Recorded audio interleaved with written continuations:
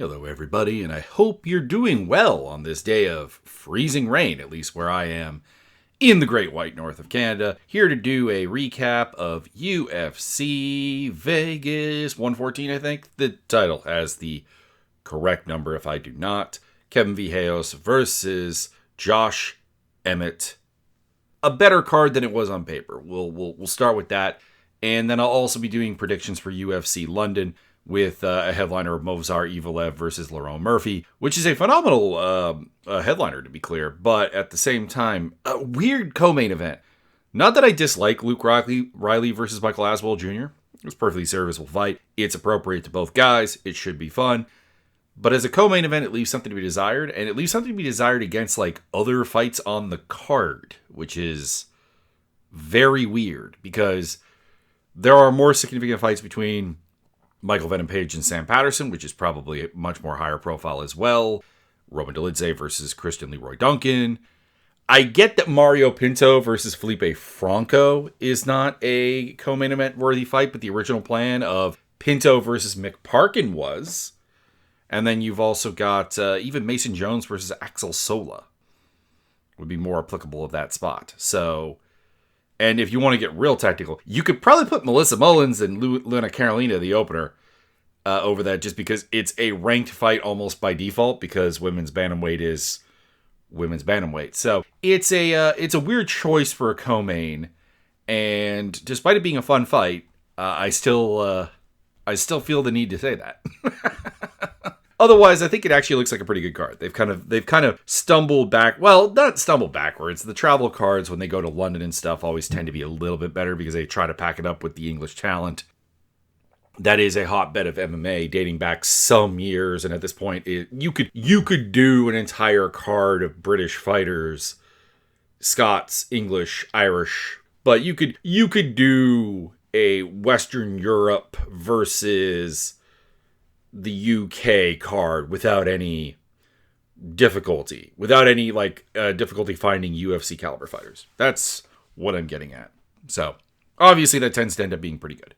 Anyways, let's talk about the recap first. Josh Emmett versus Kevin Vallejos.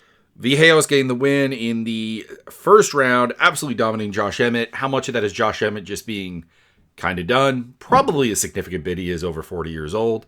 How much of that is Vallejos being very, very good? Probably a little bit of that as well, because he is fast, creative, dynamic, fight finisher, violent.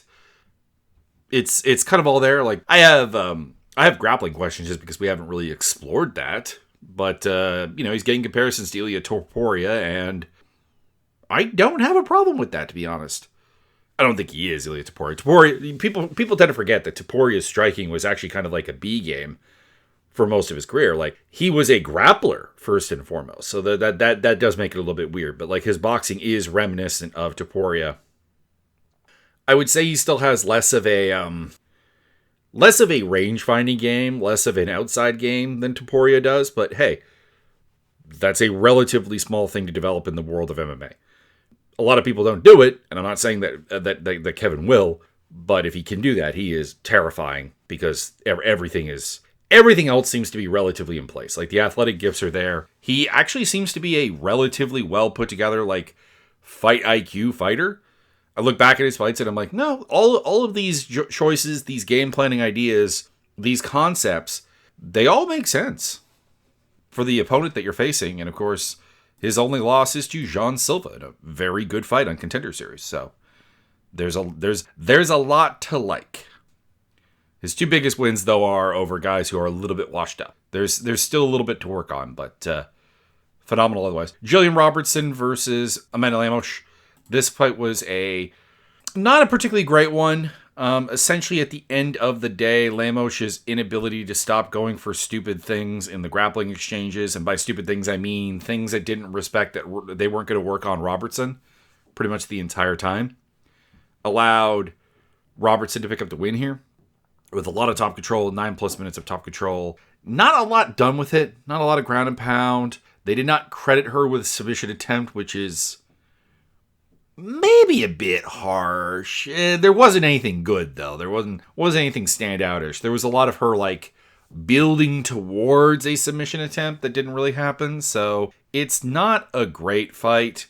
It's not a phenomenal fight. It's not one that you should go and watch. You should probably avoid it. And also there's the fact that it's not really terribly probative for what Robertson's going to be doing next, because Lemos is a pretty unique physical powerhouse. I scored the first round for Lemos. I scored rounds 2 and 3 for Robertson. 29-28 is my scorecard, which I think is what it was overall. I think.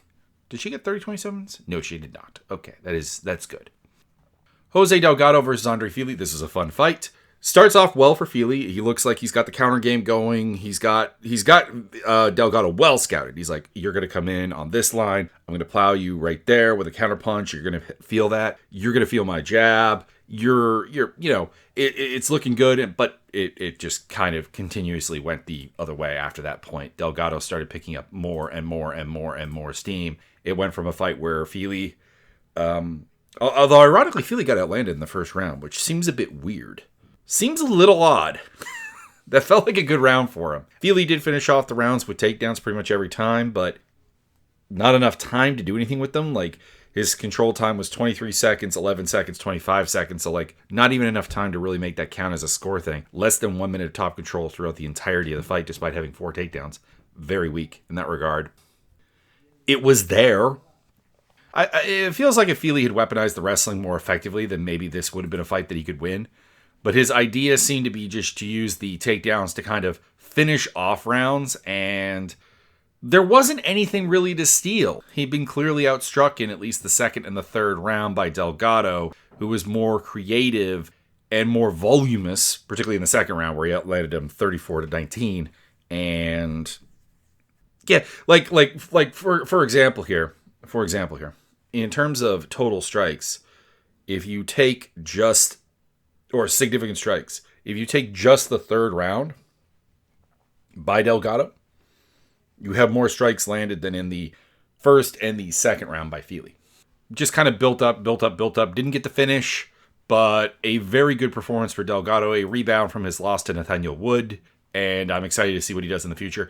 I still think he's hard capped in the sense that, like, he's not a champion. He doesn't have the physical tools to be a champion in this division, but he has all the mental tools and enough of the physical tools to be a fun, action, high-end fighter in this division for years to come.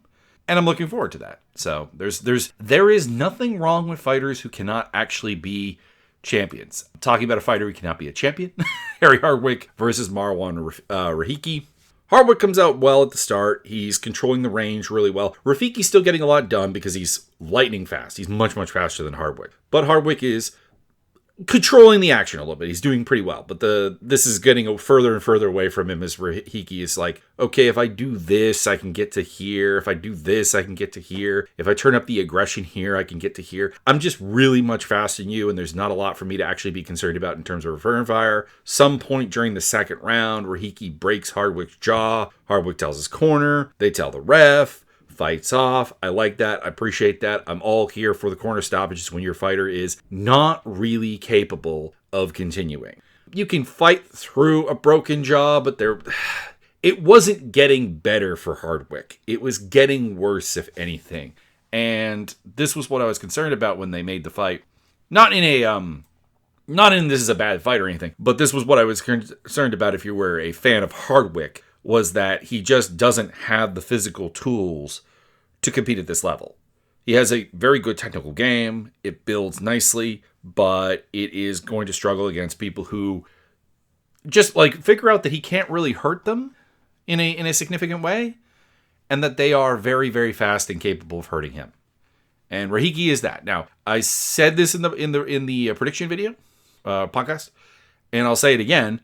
Rahiki is destined for a horrible knockout at some point because his defense is bad. It is. But it did not come to roost on this day. So that's really all I have to say about that fight. Congratulations to Hardwick Corner for saving their fighter from damage. And, for Hardwick for realizing that there was not really any point of going through with that.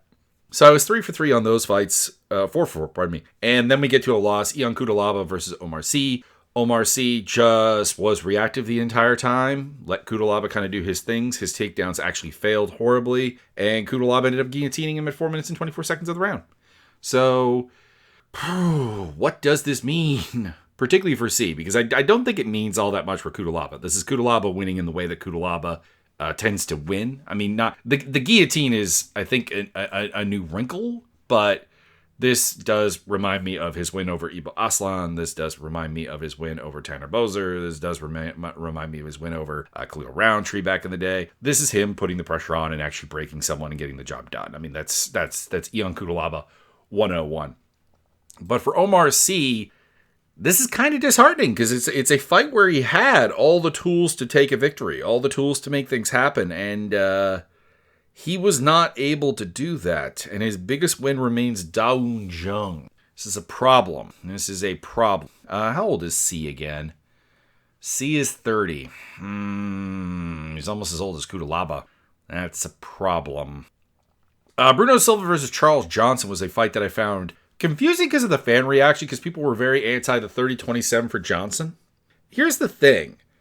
I did not score the fight 30-27 for Johnson. For number one, I got very distracted during the third round, had to go back and watch it on second watch, and I never really trust my second watch scoring as much as I do the first round, but I don't think that there's a problem with giving Johnson all three of these rounds. Like, I don't think you have to. I don't think, like, this is, I think, one of those cases where people are treating a 30-27 scorecard as like a dominance display, and it's just not. Like what round did Silva instantly win? Because, like, I'm looking at the first round. Johnson outlanded him slightly, and the quality maybe slightly favored Silva. I scored it for Silva. I have no problem with that. But he failed takedowns, and he got outlanded in terms of just raw numbers. And then in round two, I gave it to Johnson. I think you do have to give it to Johnson. He had a decent edge in significant strikes. I think he landed the better ones. I do think it was close. I think if you scored it for Silva, I don't. And then the third round is kind of the same. I scored it for Johnson, but it's a very, very close round. It's like, the thing here is that, like, there is not a round here that Silva cleanly won. There's not a round here that Johnson cleanly won. If you scored this fight 30-27 Bruno Silva, I'm not looking at you with much of a side eye, honestly. Real talk. Like, I would say the second round, I would say, is the clearest round of the three. And I do think it's Johnson. So I think 29-28 Silva, 29-28 Johnson, 30-27 Johnson they're all fine. It was just kind of weird. Now, maybe this is a commentary effect, because I noticed the commentary was really, really high on Silva the entire time. And with, like, things that didn't make any sense. They're like, Silva is just a much cleaner striker. No? No?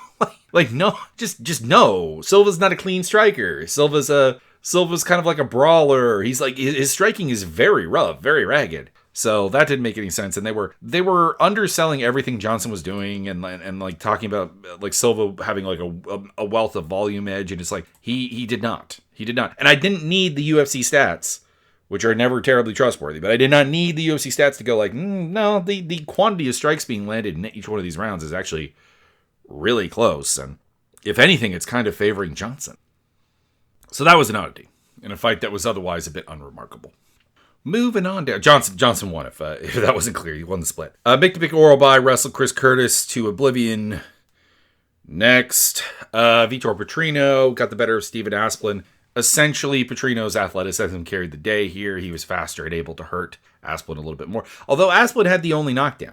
So, interesting note there. But yeah, as time went on, it's just clear that, like, as much as Asplin's style is probably more built for volume, he couldn't even implement more volume because Petrino was just faster and able to hurt him every time he tried to really get it done. And also, he missed a lot. Like, there was a lot of missing by Asplin. He had something like 100 missed strikes in this fight, which is a lot for heavyweight. That's a lot. It's a lot. And that's really all there is to it. Elijah Smith beat Sung Yu Woo. Had problems in the first round with Yu's wrestling, and in the second round got the rear naked choke victory here with a knockdown and got the job done. Elijah Smith continues to be like a really, really bright prospect. There's a lot of work to do. There's things to happen, and he's at a small gym with his dad, which is a problem generally. But hey, I honestly haven't been that disappointed with his development overall. He does seem a little bit shallow technically in some regards for a kid who's like been growing up doing this, but It's pretty good. And then I had a couple of bad fights in a row here with Manuel Souza beating Blagioki with just power. Pure power. 2 knockdowns. Oki won the only round he didn't get knocked down in. And then got finished in the 3rd round with absolute bombs. Manuel Souza looks actually quite good.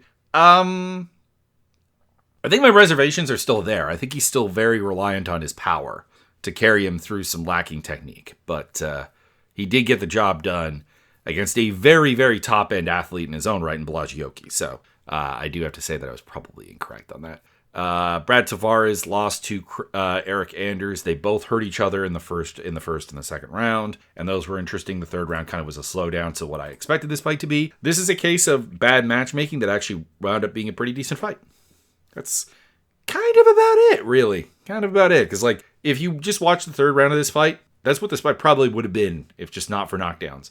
And this started my kind of like feud with someone on Twitter about Extreme Couture. It's very weird because Eric Nixick, the head coach at Extreme Couture, always comes off as very smart, very sharp. I've always been very impressed with when he's talking about fighting, his understanding, his knowledge, his everything. Which, I mean, someone's gonna be like, well, he's a professional coach and you're just a dude who talks into a microphone. 100% true. I'm not saying this is like he should feel good about my approval. It's just that it's always a bit weird that he has some of the most unadjustable fighters, we'll go with that, in MMA. Sean Strickland, Brad Tavares, Chris Curtis, who is also on this card. And I understand that Chris Curtis in particular trained elsewhere. I understand that Brad Tavares is more a product of Ray Cepho than he is of Eric Nixick. And even Sean Strickland's game was well developed before he got to Nixick. But I don't know. It maybe points out the fact that like there are just certain fighters that regardless of the coaching are not going to prevail. And that sometimes it's not the coaching that's the problem. Because he's also had fighters who have done a really good job. Like his work with Francis Ngannou, top notch. His work with Edmund Shabazian, who's just been booked to fight Brendan Allen, hence why he's coming to mind, has been quite good. Although I think that's less about adjustments. That's less about it's less about actual coaching and more about just like Shabazian maturing and coming to an almost Charles Oliveira like realization that fighting is hard. If that makes any sense, because Shabazian was always this guy who kind of broke when the fight got hard. And he's not doing that as much anyways. He's also fighting lower level competition, so we'll see. So anyways, there's a side note, that's a tangent, whatever. Bia Mesquita crushed Melissa Rendon. Hetcher Souza defeated Luanna Carolina pretty good. There was another weird scorecard here where a lot of people were very unhappy with the 30-27 Souza card. Now, I had 29-28 Souza, so I do largely agree. However, I think everyone who's like, Luan Lacerda has to win the first round is just kind of overrating the fact that he landed a really good knee. Because he did get outlanded. He did get hurt. Again, I think that's Lacerda's round. But I think that's a closer round than anyone who's making that argument wants to admit it was. But it was a good performance by Hetcher Souza. Luan Lacerda, maybe just too low pace for this division, honestly. It's bantamweight. You need to throw more, my guy. You need to not be gassed after throwing and landing 62 significant strikes, 72 total strikes. He did throw a lot more, though. I will say that. So maybe I'm being unfair. He missed a lot of strikes, and I think that's probably the problem. Pierre Rodriguez versus Sam Hughes is, again, the fight that I forgot was a rematch because why are we doing this rematch? Anyways, it went largely like the first one. Hughes is not physical enough to take the fight to Pierre Rodriguez. That's kind of it. This was a more boxing-centric, more kickboxing-centric version of the first fight, which was, I guess, kind of neat. Like, we got to see that kind of development, but I think that just came from Hughes' reluctance to wrestle, honestly. The commentary was talking about how this is like a real step in a new direction for Pierre Rodriguez. Not really. It was her stand-up just without the wrestling portions. But, she got the win. She moves on, and she's still a pretty interesting fighter moving forward. How old is she? Do I want to use the P word? Do I want to use the word prospect? 33. Never mind. I'm not using the word prospect. All right. Let's talk about Movsar Evloev versus Lerone Murphy, UFC London. Here we go. I would prefer Lerone Murphy win this fight because he's an interesting fighter going forward, whereas I think I know how Evloev is going to tackle anyone else in this division. It's the same way he tackles everyone.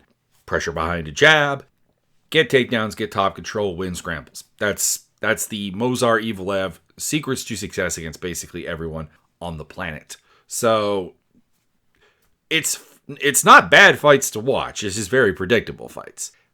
But I do have to pick Evloev, I think, because Murphy's takedown defense has historically not been very good, particularly early in fights. He tends to find his way into fights later. And I have no doubt that the 4th and 5th round, if we get there, because Evloev is not a finisher, will be rounds that are way more impactful from Murphy. But this is a guy who got taken down by Josh Emmett early. He was controlled to a degree and taken down by Gabriel Santos in a fight that he won. Aaron Pico had takedowns early on, and Pico's not a top control guy. He kind of lets you up. He's got that team alpha male sort of tactic to him, where it's all about like forcing you into bad positions where he can like land stuff. I think if you give those kind of takedowns to Evloev, he'll just keep you down and like win scrambles. That's the essential problem here. Murphy is the better striker of the two, but despite the fact that he's got a couple of finishers in the recent time here, where he's kind of developed, he's got this like internet following of being a finisher because he finished Aaron Pico with a really, really cool spinning back fist. You got to remember he also went to decision with Josh Emmett, Danny Gay, the ghost of Edson Barbosa, Josh Culibao, Gabriel Santos, and Douglas Silva de Andrade. He actually only has 3 finishes in the UFC. And the other 2 that I did not mention, and will now, Makwan Amirkhani. I'm shrugging. You can't see me, but that is how Makwan Amirkhani loses. And Ricardo Ramos, who is also a guy who loses because he takes risks that are not good, not an idea, not solid, not good. Like, I'm trying to think of a number of ways I could say not good here. Yeah, I just don't think you can give away that kind of momentum to Evloev. I understand that Arnold Allen was able to neutralize the takedowns of Evloev to a fairly significant degree, but he still lost, and it choked off his wrestling or his striking a lot. We've also seen him out wrestle Aljamain Sterling, which is no small feat. The Diego Lopez fight, which we tend to remember more for Diego Lopez's performance, was also very good on his part. Danny Gay, Hakeem Dawodu, not really going to say that fight has a lot of meaning at this point. But he's gone out there and he's handled his business and done good things, even against guys who are historically hard to put that kind of game on. And Murphy just isn't. Murphy is hard to beat with that kind of game. No one's done it. But Evloev is also not lost, and this is a game that he can play for all day. This is his first 5-round fight, and I have no questions about his cardio, his gas tank. It's absolutely there. Dude's like ready to go. 4 after round 3 every time out. I guess it's still the only concern is that Murphy does tend to find his way into fights, and there's going to be a point where Evloev kind of runs out of ideas. So there is a hope, if you're an anti-Movsar Evloev guy, that Lerone Murphy will solve him, but I got to go with Evloev to win by decision here. He is the minus 235 to minus 250 favorite, plus 195 to plus 200 on Murphy. Those odds make sense. You could bet either side of that without much problem. Oh, the betting rant. I got to give you the betting rant. Guys, the MMA product in general, the UFC in particular, is a chaotic environment. There is a lot of things that are just not good to bet about here. There are injuries that come out. We're going to talk about a fighter right now, actually, that has been impacted by that. And you should not bet what you cannot afford to lose. It is, I'm not saying don't bet on fights. I'm not saying this is evil or immoral or whatever. I'm going to be talking about my own betting here. I'm going to be talking about information you can use to bet. I'll be talking about betting odds. I can't really say I'm an anti-betting guy. However, do not go betting your house on the fights. Calm it down. Keep it responsible. There you go. Moving on to the co-main event, Luke Riley versus Michael Aswell Jr. Michael Aswell Jr. was one of the guys impacted by betting problems a while back because Lucas Almeida came out with an obviously broken hand, didn't throw it, and got knocked out by him, and it kind of ruins his only win. I like Michael Aswell Jr. He's a well-put-together volume striker. He's a guy who is exceeding beyond his physical abilities. He's the opposite of Marwan Rahiki, for example, who is a guy who probably should be way, way better than he is based on his athletic talents. Aswell should be way worse than he is based on his athletic talents. He's put together a game that really works for him and it's effective, but I have a hard time seeing him actually winning fights in the UFC. He is tough. He went the distance with Yair Daval and Blagioki, who are hard hitters, who can hit you clean and did not get killed. I suspect he can eat Luke Riley shots, but Luke Riley is a more athletic version of Aswell, essentially. They have a very similar game. They're both scrappy. They're both boxing-centric guys. They're a little predictable in that regard, realistically speaking.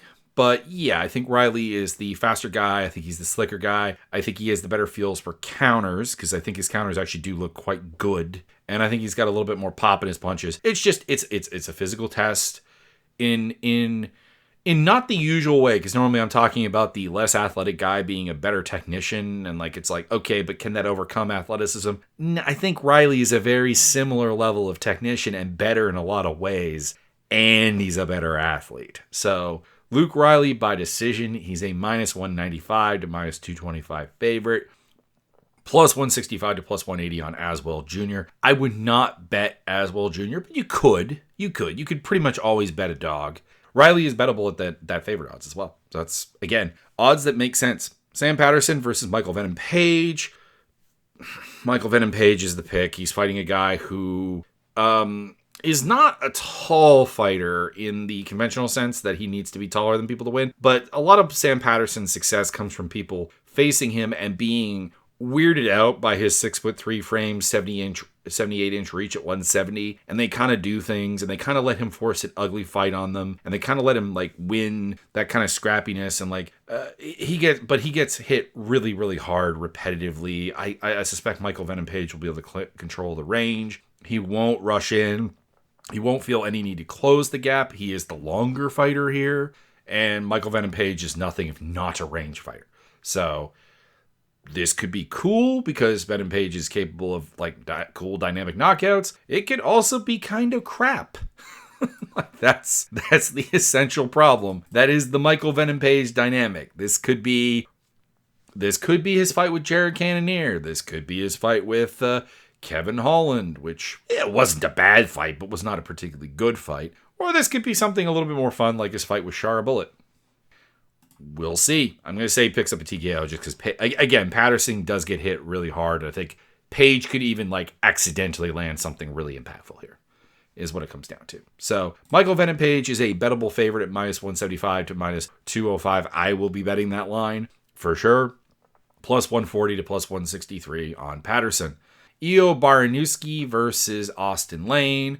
Austin Lane is a glass cannon. I am not picking him. I am not doing that. Can I see him winning? Yeah, it's by being big and being able to put Baranowski on his back and just kind of control him. It's not going to be fun if he does that. But Baranowski, despite being a little bit small at 205, he's only 6 feet tall, 73.6 inch reach. But he's got the power to check Lane. He's got decent anti-grappling stuff. He's got determination. He himself gets hurt a lot, but recovers. And Lane's just not here for the firefight. Like, I don't know. I would have given up on Austin Lane some time ago. Like, the weird thing is he beats people and they get cut. And it's like, okay, but you need to realize at some point that that Austin Lane is not good.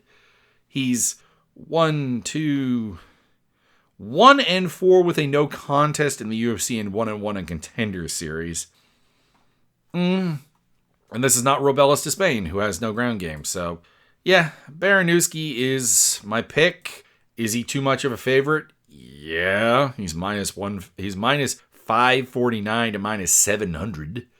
Shouldn't be that against anybody. Plus 400 to plus 500 on Austin Lane. Roma Dolidze versus Christian Leroy Duncan. This is another bizarrely wide line here. Christian Leroy Duncan's a minus 450 to minus 500 favorite. Bet Dolidze if you're looking to bet a dog on this fight card. Plus 333 to plus 370. Here's the thing. Christian Leroy Duncan could win this fight fairly easily because there is a massive issue in Dolidze's game, which is a lack of a range game outside of singular sporadic kicks and trotting forward to try to find a clinch. And Christian Leroy Duncan has the foot speed, he has the footwork, he has the range game to just completely pulverize the body, pulverize the legs, and just kind of run away with this. Probably by decision because Dolidze is tough as nails. He's a big, tough brute. Similar to what Nasruddin Imavov did when he was actually focusing on doing range stuff against Roman Dolidze. The problem is that we've seen Christian Leroy Duncan get sucked into clinch wars with guys who don't even want to clinch really all that much. Like, it's how he lost to Gregory Rodriguez. It's why his fight with Andre Puliev was close. And knocking out Anders and Marco Tulio, I think it made people forget that. People kind of forget that the Marco Tulio first round was actually pretty competitive. Actually pretty competitive and involved 2 takedowns for Marco Tulio, who's not known for his takedowns and clinch control. So, am I going to pick Christian Leroy Duncan? Yeah. These odds are really, really, really, really wide, though. And this could be a really crappy fight. Anyways, it's not good booking. It's not good stylistic booking. It makes sense, like, from like where they are in the division. This is a step up for Christian Leroy Duncan, who's a climbing star in the division. It's a way of utilizing Roman Dolidze's still existing hype. But I think people are just looking at the last fights a little too much. They're like, well, Leroy Duncan knocked somebody out, and Dolidze got shitbagged by Anthony Hernandez. Yeah, but these are not similar matchups to those. They're not the same. They're not remotely the same. And then the next 3 fights, I kind of want to break down together because they have a similar vibe to them. It's guys who are the newer of the 6, Curtis Campbell, Axel Sola, and Luanna Carolina, taking a step up in competition and facing somebody, and me largely picking against them because I just haven't seen it. Now, the reasons are different. In the case of Curtis Campbell, he's probably the one I'm the most concerned about. He is a wrestle top grappler in a scene that has historically been shallow on. The UK scene has produced some good wrestlers. I'm not going to joke about English wrestling. There's some good stuff there. However, as a collective whole, the scene is light on wrestling. So whenever somebody's coming up and wrestling people and wrecking them on the ground and doing their thing, I have an inevitable concern. And in Curtis Campbell's case, I don't see any wow factor. I see a tenacious wrestler, a takedown guy, aggressive on the ground. These are all good things, and this may work out perfectly fine in the UFC. But I need to see him beat somebody who has a game built to somewhat deal with that, because every opponent he's had has made horrible decisions. Horrible decisions as a grappler. And it paid for them. And it's credit to Curtis Campbell that they paid for them. But Danny Silva is the first guy that I think actually kind of like has at least a sense of grappling and some athleticism to back it up. And there's some bad elements to him because you can take Danny Silva down. If Josh Kulabau can take you down, can win some scrambles with you, it's a problem. But Silva, he was the one taking Kulabau down. He was the one taking Angel Pacheco down. He was the one taking Lucas Almeida down. And as a result, and his only losses to Vallejos by decision. So you got to put some respect on the guy's name. He has problems. He has a serious mental bandwidth issue where his defense goes away when he goes on attack, but he's there. And then you have Mason Jones versus Axel Sola.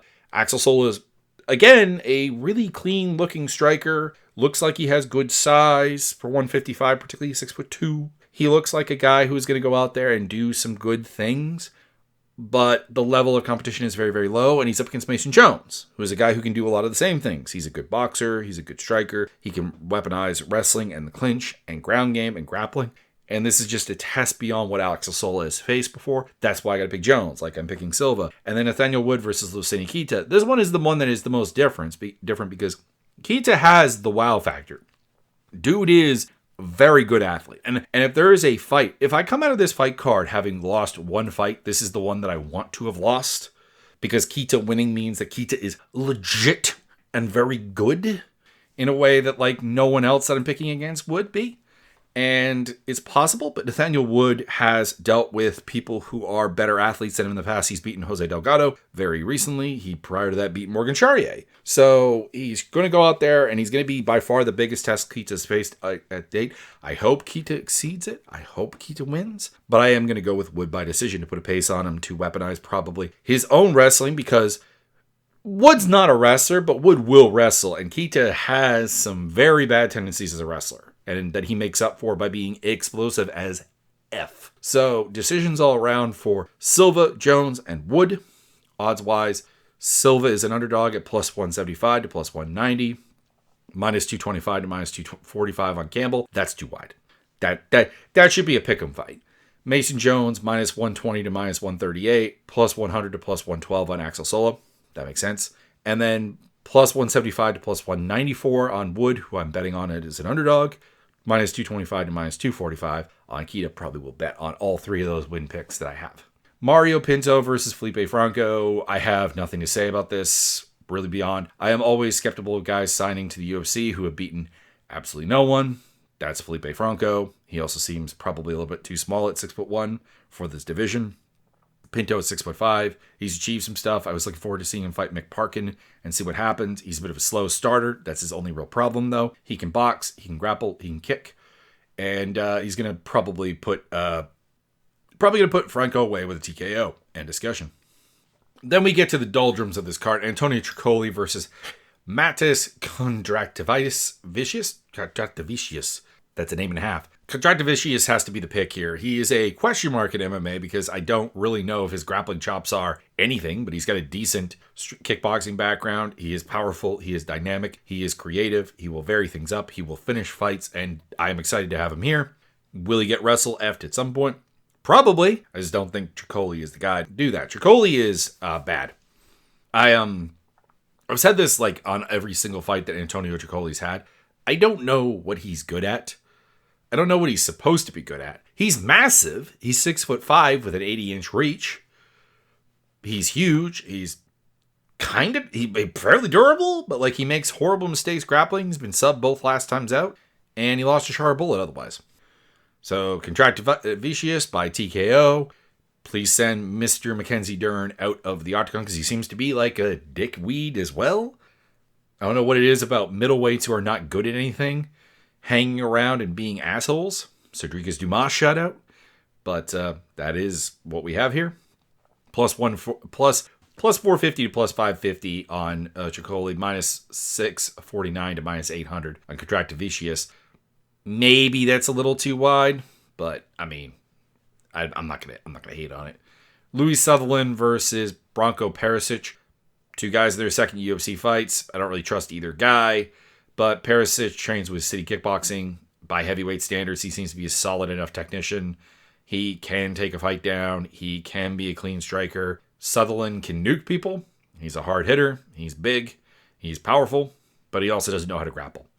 So, Perisic by TKO. Would Sutherland knocking out Perisic be a huge upset? No, this is heavyweight, but Louis Sutherland is like not good. He's fine as filler for the division. Perisic might actually like be something. I guess is what I'm getting at here. The betting odds agree with me. Plus 205 to plus 210 on Sutherland. Minus 250 to minus 275 on Perisic. Shamrock versus Abdul Karim El Sawadi. I'm tempted to just pick the underdog here. This is an underdog pick fight. And right now that's Shamrock. I think I'm going to go with El Sawadi, though. I don't think either of these guys are good. Shamrock is big. He's an opportunistic grappler. He's not a horrible striker, but I don't trust his ability to impose on a fight. He did do pretty well at preventing Nuro Aliyev's takedowns, but that's about it. And El Sawadi is a better wrestler, solid grappler. His striking isn't terrible, but he gets hit really, really hard and doesn't seem to have the durability. So against anybody with power, I'm probably taking him to get knocked out. But Shamrock doesn't seem to really have power. So El Sawadi by decision. He is a minus 105 to minus 125 favorite. I would never bet on him at favorite odds. And plus 100 to minus 115 on Shamrock. If you're going to bet on that fight, it's Shamrock. I wouldn't touch it, though. Chanel Dyer versus Ravenna Oliveira. There's a lot of things to like about Chanel Dyer. She's got good cardio. She recovered multiple times after getting hurt on Dana White Contender Series. Kept pushing back, kept fighting hard. She fights at a high pace. She has some grappling chops. She's a born action fighter. She'll never be champion because I don't think she has the athleticism. And she's lost to like Shanna Bannon and Ivana Petrovich as an AM. And that's a problem. But she's got some decent pop of her own. She has some grappling skills, like I said. She's got heart. And I'm being kind of dismissive, so you might think I'm picking Ravenna Oliveira. No. Ravenna Oliveira is dysfunctional. She's beat a bunch of girls who had a combined record coming in of 9-7. 8 of their wins was on the same person. And she's knocked out girls who are 1-14 collectively. I don't trust anything about her game. She's not like a terrible athlete or anything like that. She's not fatally flawed. I just don't think she's trained. I think she's can crushed to a level of that goes beyond regional like tendencies. Like Louis Sutherland has can crushed. Shamrock has can crushed. Antonio Tricoli absolutely can crushed. But like the level that Ravenna Oliveira can crushed is incomprehensible to these people. So I don't know. Maybe Oliveira will put it together because like she's not fatally flawed. She's not horrible. She can be aggressive. She is strong enough. She's fast enough. She's got some durability. But we've never seen her beat somebody who is an actual fighter. Like this is the classic, like you beat a bunch of people who were in a cage with you, paid to be there, agreed to the paperwork, but there is like no level of barrier to entry to MMA is the problem. Oliveira is the plus 330 underdog to plus 380, minus 450 to minus 500 on Dyer. That is too wide. Dyer has some serious hard caps. She's actually fought people, so she should be the favorite. She's actually beat people, so she should be the favorite. But she is hard capped. So minus 500, minus 400, these are too high. Melissa Mullins versus Luanna Carolina. Two flawed fighters here. In Mullins' case, it's similar to Dyer. She just has physical limitations. I think she also has some eyesight issues because, well, one, she wears glasses that would indicate, like, you know, that to a certain degree. But beyond the glasses, it's the fact that every time she's at range, there's a lack of comfort, a lack of certainty, and that can come from like lacking technical development, that can come from lacking coaching, or that can come from an eyesight issue. And this means that she has to get close, she has to be a top grappler, and she's got the strength for it. She's got the durability to a certain degree, but she can be hurt. But she recovers, and she's got the heart, she's got the scrap. I appreciate that, but she's hard capped just on a physical level. There are things that she seems to be unable to do, and she's well coached. She's got a perfectly acceptable idea of how she wants to be a fighter, but her ability to do it against UFC level athletes has been seriously compromised to the point of losing to Nora Kornole. Not really a shame there, but also losing to Daria Zhelezhnikova and having a really competitive fight with Irina Alexieva, who is the definition of not good. The absolute definition of not good. So she's fighting Luanna Carolina, who's also a flawed fighter, in the opposite direction. Carolina has the physical abilities to be a very good UFC, probably more flyweight than bantamweight. But she's up here at bantamweight. She's not small. She's 5'7", 69-inch reach. I just think that she probably would be better off weaponizing size.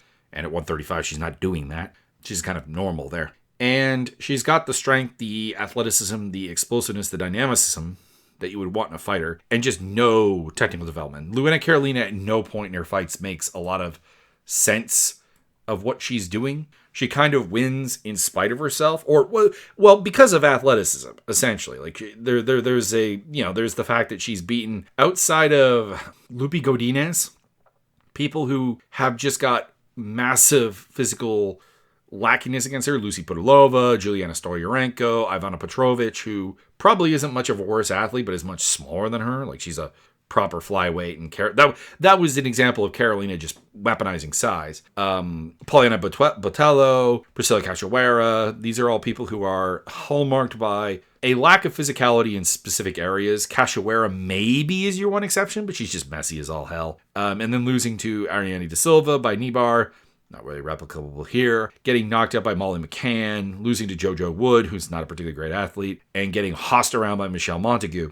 Montague is a fighter who will probably approaches probably similar to what Mullins did, but is just way stronger physically, and it hasn't worked for anybody else. Like Petrovich tried that tactic, didn't really work. Pudilova tried that tactic, didn't really work. Godinez tried that tactic, didn't work.